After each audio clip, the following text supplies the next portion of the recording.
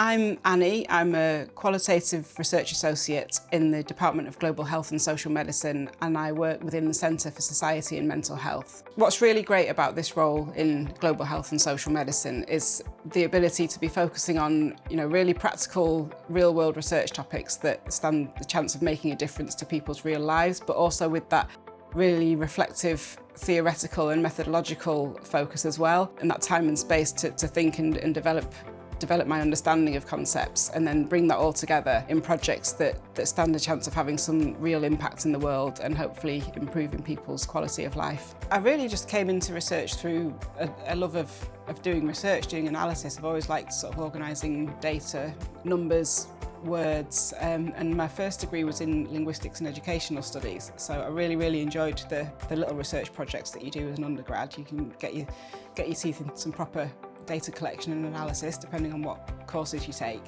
While I was at the Social Policy Research Unit, most of my work was around the themes of welfare, employment and social security benefits. So we did contract research for the Department for Work and Pensions in the main, doing evaluations of different initiatives to try and support people back into work when they'd had health problems or long-term disabilities. In about 2007, we were asked to do a project around mental health and employment.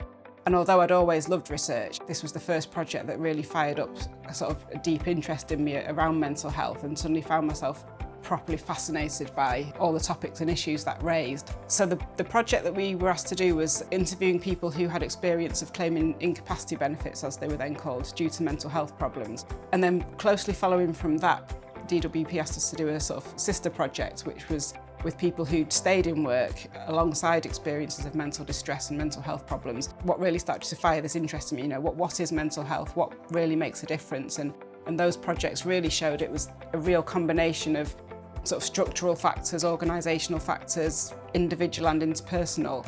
By working on those projects gave me a bit of a time to start looking into this whole idea of what is mental health, and as a human experience, what are we talking about when we use this very broad umbrella term of mental health problems.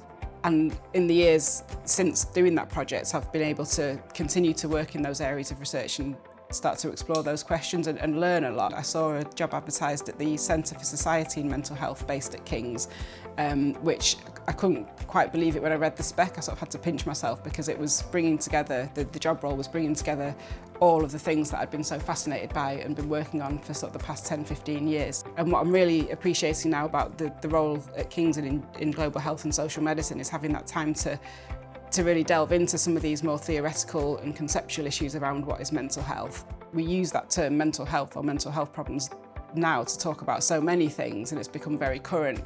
We talk about mental well-being, we're talking about children and young people's well-being in schools, but then that spectrum goes right through to thinking about people who experience sort of severe mental health problems, psychoses, bipolar disorder. So the term is getting used to cover a whole range of things, and I think in my work it's really important to unpick what we're talking about at any given time if we're going to be able to move forward and support people on different aspects of that continuum. Thinking about how do the ways that we understand mental health then affect people's experience in the world. Does thinking about mental health as an illness, as a medical condition, affect somebody in one way if they're trying to get back into work, or if we think about it as a social experience and our well-being as being influenced by social rather than biological factors, does that have a bearing on the best ways to try and respond and support somebody who's struggling in the workplace or struggling in school or in their wider life in a community?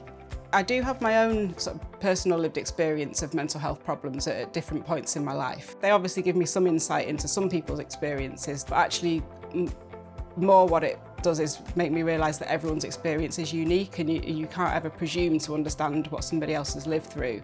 And it just really helps to remind me always to be, listening carefully to what people say about their own experience, and not make any assumptions, and not to presume what anybody else has lived through, and to always go into research, and particularly qualitative research, which is the methods that I use. Just to be listening and let people's voices be heard through the research. So my work at the moment in GHSM and in the Centre for Society and Mental Health is looking at narratives of mental health and mental illness and distress more broadly conceptualised. I'm really interested in unpicking this term mental health or mental health problems and what it is that lies beneath that term. So when people talk about struggling with their mental health or having mental health problems. What does that mean to people and how are they living that?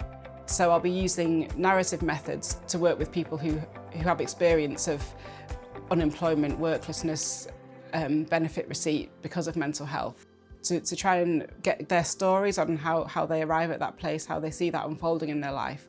And then always trying to bring that back to a practical applied focus on what can this teach us for ways that we might be able to improve the way that the benefit system works, how it supports people, how people can be helped to be living a life that is meaningful and happy and okay for them.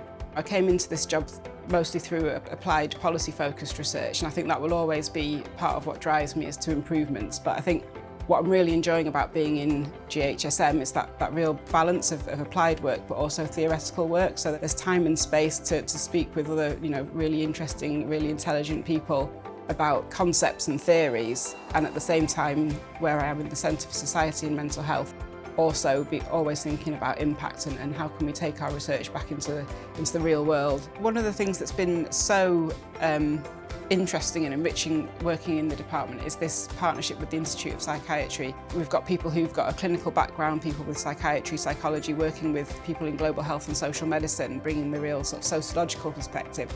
So I'm learning a huge amount and benefiting from all those different perspectives, and there's a real willingness and a real drive for people to work together and see how we can discover more by working together, really bringing together those different disciplines and the different insights you can get by using different methods. So it's a really sort of rich and interesting place to work. There's people in this department working on such a vast range of things, and I've learned so much since coming here. Everybody is passionate about what they do. There's such an inspiring range of topics, things I'd never come across before, and they all fit together really well. There's so much to learn, and it is really such a stimulating place to be working.